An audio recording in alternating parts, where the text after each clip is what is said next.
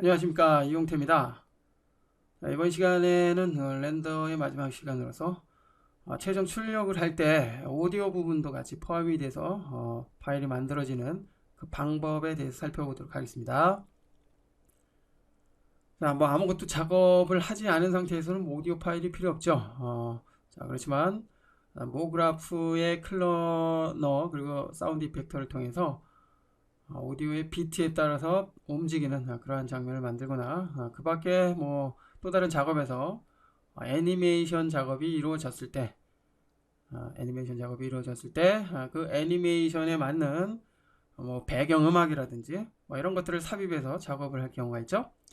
자, 이럴 때 작업한 내용을 최종적으로 동영상 파일에 사운드 부분을 포함시킬 수도 있습니다. 자, 물론 일반적으로는 여기에서는 시네마4D에서는 이미지 동영상 부분만 파일로 만들고 애프터 이펙트나 프리미어, 베가스, 파이널 컷 같은 뭐 이러한 툴에서 오디오 부분을 작업을 하는 경우가 많지만 상황에 따라서는 시네마4D에서 사운드 부분까지 모두 완성을 해야 하는 경우가 있습니다.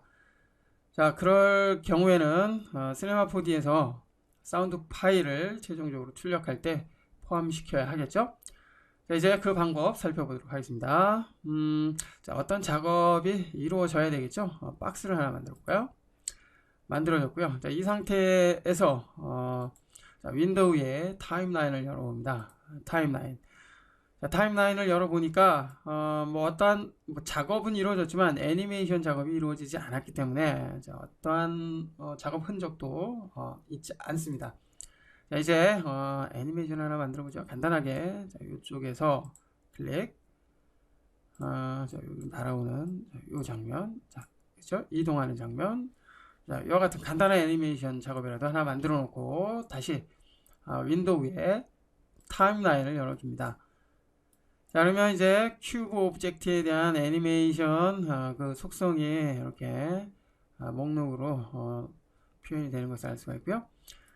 자, 이제 사운드 파일을 불러와서 적용을 해 보도록 할까요? 자, 사운드 파일을 만들어주기 위해서는 사운드 트랙이 별도로 존재해야 됩니다. 그래서 사운드 트랙을 하나 만들어줘야죠. 지금처럼 애니메이션이 만들어진 상태에서만 가능하다는 거.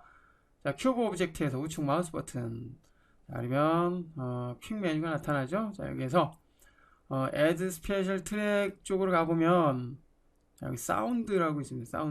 사운드를 선택을 해주면 사운드 트랙이 이렇게 별도로 만들어집니다.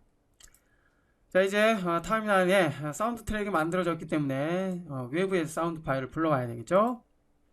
자, 선택을 해준 다음에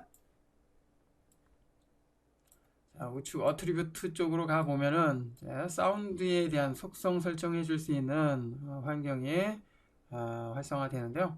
자, 여기에서 이제 사운드의 임포트 로드 버튼을 클릭해서 사운드 파일을 불러와 줘야 되겠죠.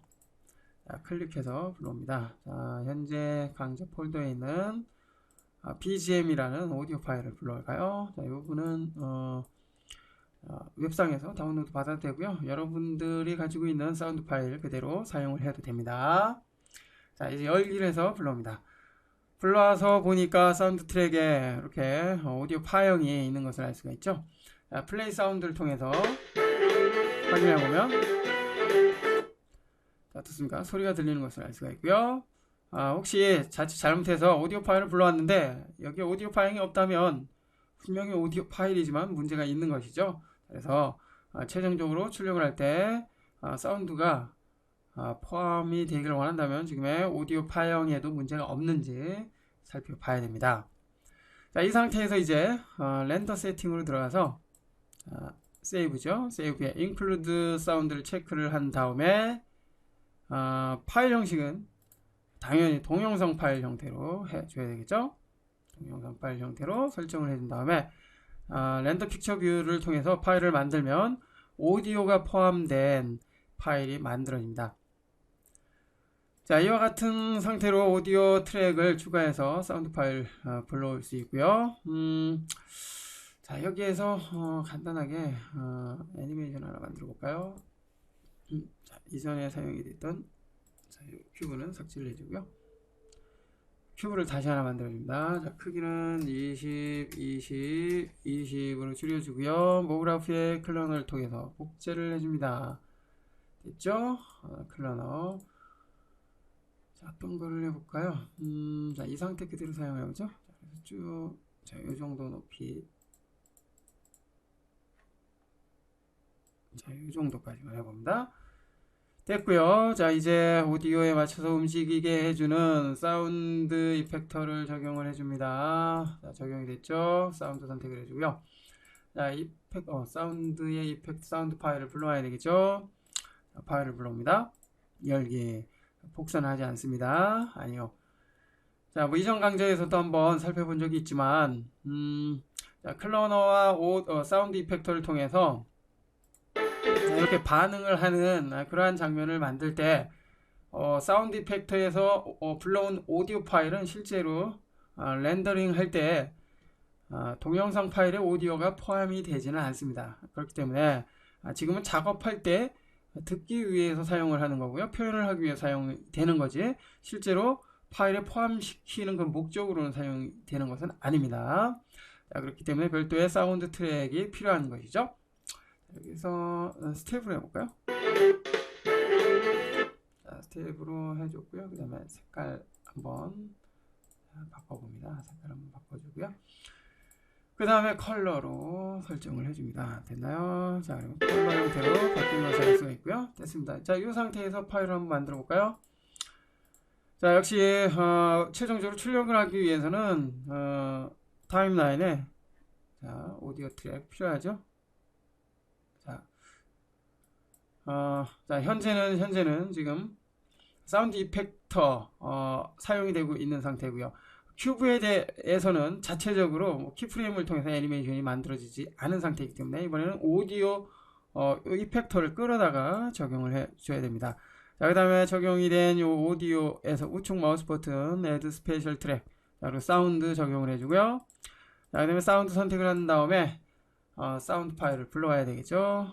자, 준비된 사운드 파일 불러오면 적용이 됐고요. 정상적으로 파형의 모습도 보입니다. 자, 소리도 정상적으로 들리는 것을 알 수가 있고요. 자, 됐습니다. 이제 렌더 세팅으로 들어가 봅니다. 자, 아웃풋으로 들어가서 자, 요거는 그냥 넘어가고요. 모든 프레임을 파일로 만들어 줍니다. 세이브로 가서 경로 지정을 해줘야죠. 자, 오디오라고 이름을 했습니다. 그 다음에 파일 보면서 퀵타임 혹은 AVI로 해주면 되겠고요. 자, 그 다음에 include 사운드는 체크를 반드시 해줘야 되겠죠. 자, 이와 같은 작업이 모두 끝났다면 자, 이제 렌더 픽처를 통해서 렌더링을 걸어봅니다. 자, 렌더가 걸리는 중이고요. 자, 렌더가 끝나면 이제 파일이 만들어지겠죠. 자, 오디오 파일이 포함된 파일이 만들어질 것입니다. 자, 렌더가 모두 끝났습니다. 이제 해당 폴더로 들어가서 만들어진 오디오 파일을 실행해서 확인을 해 봅니다. 어떻습니까? 자, 오디오 파일이 오디오가 포함된 동영상 파일이 만들어진 것을 알 수가 있습니다. 자, 이렇듯 시네마 4D에서 오디오 파일이 사용이 됐다면 그 사용이 된 오디오 파일을 최종적인 동영상 파일에 포함시키고자 한다면 지금과 같은 과정을 통해서 오디오를 포함시킬 수 있습니다. 자, 이 부분 참고를 해 주시기 바랍니다.